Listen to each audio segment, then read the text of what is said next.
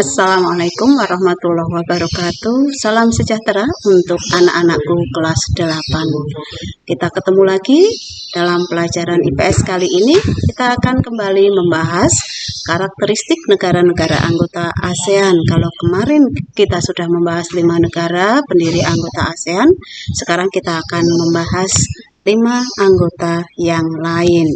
Kita perhatikan. 5 anggota ASEAN yang lain akan kita bahas kali ini adalah Laos, Vietnam, Kamboja, Myanmar, dan Brunei Darussalam. Kita lihat yang pertama yaitu negara Brunei Darussalam. Negara Brunei Darussalam adalah negara yang wilayahnya menyatu di Pulau Kalimantan. Ini adalah peta Brunei Darussalam. Berikutnya ini adalah bendera Brunei Darussalam serta lambang negara Brunei Darussalam. Brunei Darussalam dengan nama resmi negara Brunei Darussalam dengan ibu kota Bandar Seri Begawan merupakan negara dengan sistem pemerintahan kesultanan sehingga diperintah oleh seorang sultan. Brunei Darussalam memiliki penduduk 0,4 juta jiwa tahun 2015. Dengan mayoritas rakyatnya adalah bangsa Melayu. Brunei Darussalam merupakan sebuah wilayah yang berada di Pulau Kalimantan dengan batas di sebelah utara Laut Cina Selatan, di barat, selatan, serta timur dengan Sarawak yang merupakan wilayah Malaysia. Letak astronomis Brunei Darussalam adalah 4 derajat lintang utara sampai 6 derajat lintang utara dan 114 derajat bujur timur sampai 115 derajat bujur timur, sehingga Brunei Darussalam memiliki iklim tropis. Wilayah Brunei Darussalam secara umum dibedakan menjadi 2, yaitu di bagian barat daerah Tutong, Belait, dan Brunei, serta di bagian timur daerah Temburong. Bagaimana dengan perekonomian Brunei Darussalam? Perekonomian Brunei Darussalam ini ditunjang oleh sektor pertambangan, yaitu minyak dan gas alam, yang merupakan penyumbang devisa terbesar di Brunei Darussalam, sehingga Brunei ini dikatakan sebagai negara petrodolar Asia Tenggara. Gas alam ini banyak dihasilkan di Seria, Kuala Belait, Ampar, dan Jerudong. Itulah negara Brunei Darussalam. Kita lihat negara yang kedua, Myanmar. Myanmar merupakan satu negara anggota ASEAN yang wilayahnya menyatu dengan benua Asia. Kalian bisa lihat, ini adalah peta Myanmar, bendera Myanmar, serta lambang negara Myanmar. Bagaimana karakteristik dari Myanmar? Myanmar dengan nama resmi Republik Sosialis Uni Myanmar dengan ibu kota Naypyidaw. Sebelumnya adalah Yangon. Dengan sistem pemerintahan republik, kepala negaranya adalah presiden, kepala pemerintahannya perdana menteri. Bahasa resminya adalah bahasa Myanmar. Jumlah penduduk saat ini berdasarkan hasil 2015 berjumlah 52,1 juta jiwa. Nah, bagaimana dengan batas-batas Myanmar? Sebelah utara berbatasan dengan Tiongkok, sebelah barat dengan Teluk Benggala, sebelah selatan dengan Laut Andaman, sebelah timur dengan Laos dan Thailand. Dengan letak astronomis 11 derajat lintang utara sampai 28 derajat lintang utara dan 92 derajat bujur timur sampai 101 derajat bujur timur. Karena letak lintang 11 derajat sampai 28 derajat lintang utara, maka Myanmar memiliki 2 iklim, yaitu iklim tropis di bagian selatan dan iklim subtropis di bagian utara. Negara Myanmar ini merupakan negara yang terbentuk dari 2 lipatan pegunungan barat dan timur, yaitu Pegunungan Leta dan Pegunungan Arakan Yoma. dengan sungai-sungai pentingnya adalah Sungai Irrawaddy dan Sungai Salween. Puncak tertingginya adalah Gunung Hakakabu Razi. Ekspornya beras, teh, sayur-sayuran. Nah,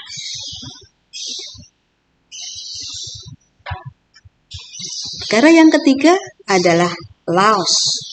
Ini adalah peta negara Laos. Dari 10 negara anggota ASEAN, Laos merupakan satu-satunya negara yang tidak memiliki batas perairan atau tidak memiliki lautan. Bagaimana dengan karakteristik negara Laos? Kita lihat ya, bendera negara Laos dan lambang negaranya. Laos dengan nama resmi Republik Demokratik Rakyat Laos dengan ibu kota Vientiane. Kepala negaranya presiden, kepala pemerintahannya perdana menteri. Bahasa utamanya adalah bahasa Lao. Jumlah penduduknya 6,9 juta jiwa tahun 2015, di mana penduduk ini sebagian besar adalah orang-orang Lao atau bangsa Lao. Laos memiliki batas-batas. Di sebelah utara ada Tiongkok dan Vietnam, di sebelah barat ada Thailand dan Myanmar, di sebelah selatan ada Kamboja, di sebelah timur ada Vietnam. Dengan letak astronomis 14 derajat lintang utara sampai 22 derajat lintang utara dan 100 derajat bujur timur sampai 107 derajat bujur timur. Sehingga Laos pun memiliki iklim tropis dengan 3 musim, yaitu musim hujan, musim kemarau, dan musim pancaroba yang kering dan panas. Nah, secara geografis Laos ini dibedakan menjadi 4 kawasan. Kawasan pertama adalah barisan pegunungan lipatan yang kasar, di mana terdapat puncak tertinggi yaitu Gunung Pho Bia dan platonya Jianghuang. Kemudian ada lereng barat pegunungan Annam, plato Boloven, serta daerah lembah Sungai Mekong yang subur. Perekonomiannya untuk Laos ditunjang oleh barang tambang dan hasil pertanian, ada kayu, kapas, kopi, kapur barus, dan kulit. Importnya ada beras, minyak bumi, mesin-mesin, barang elektronik, dan barang konsumsi. Negara yang keempat yaitu Kamboja. Kalau tadi kita melihat Laos tidak memiliki batas lautan, sekarang kita lihat Kamboja. Ini adalah negara Kamboja, di mana di tengah terdapat danau yang paling besar di Kamboja, yang dikenal dengan Danau Tonle Sap. Bagaimana karakteristiknya? Kita lihat. Ini adalah bendera dan lambang negara Laos.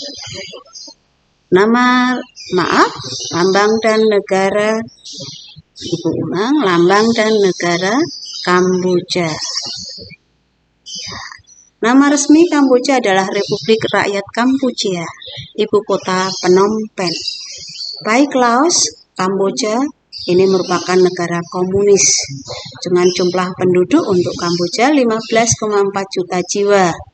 Dengan bahasa resminya adalah bahasa Khmer, dan penduduk atau rakyatnya ini suku bangsanya adalah suku bangsa Kampuchea atau Kamboja. Dulu merupakan Kamboja ini adalah negara jajahan Perancis. Batas-batas Kamboja, sebelah utara ada Thailand dan Laos, sebelah barat ada Thailand, sebelah selatan ada Laut Cina Selatan, sebelah timur ada Vietnam dengan letak astronomis 10 derajat lintang utara sampai 15 derajat lintang utara dan 102 derajat bujur timur sampai 108 derajat bujur timur. Karena letak astronomisnya ini, Kamboja pun beriklim tropis.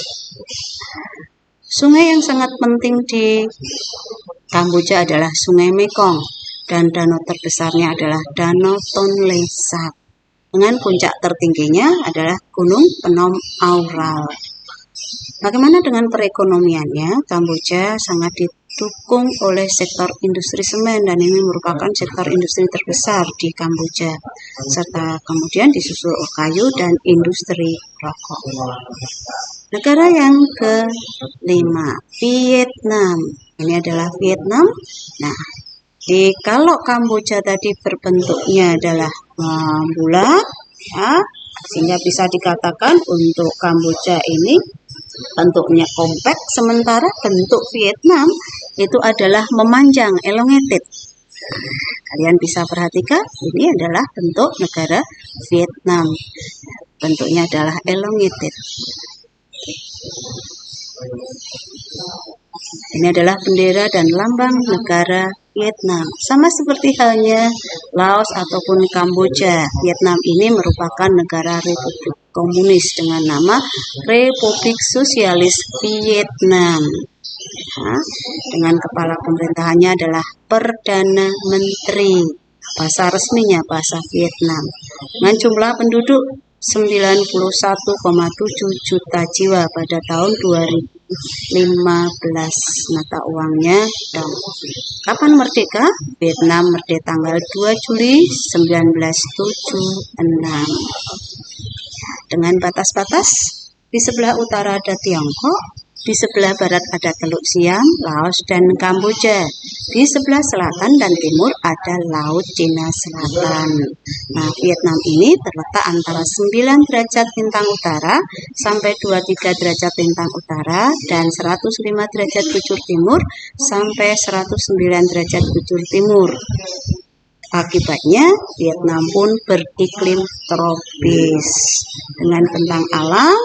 Ya, daerah di utara merupakan pegunungan, kemudian delta Sungai Merah, kemudian antara utara dan selatan dihubungkan oleh barisan pegunungan Annam, kemudian juga ada garis pesisir pantai yang sempit dan memanjang, pegunungan Annamite dan Laut Cina Selatan, serta bagian tengah terdapat delta Sungai Mekong.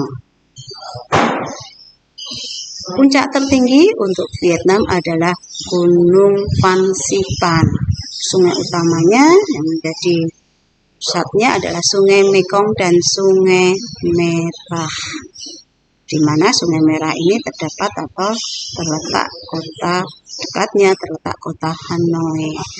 Perekonomian Vietnam banyak ditunjang dari hasil pertambangan dan hasil pertanian. Pertambangan ada antrasit, batu bara, biji besi. Dari pertanian ada padi, jagung, teh, kopi, tembakau, dan lain-lain. Nah, inilah 5 negara. Berarti kita sudah membahas 10 negara. Silahkan untuk lebih memahami, kalian bisa searching ataupun mencari informasi lewat media sosial, dan bisa juga kalian membaca buku paket yang dimulai dari halaman 7, dari mulai Indonesia sampai 10 negara. Nah, silahkan kalian pelajari. Kita jumpa lagi di kesempatan lain dengan materi yang lain. Jangan lupa kalian untuk mengerjakan latihan. Sampai di sini. Semoga kalian tetap semangat meskipun belajar dari rumah. Assalamualaikum warahmatullahi wabarakatuh.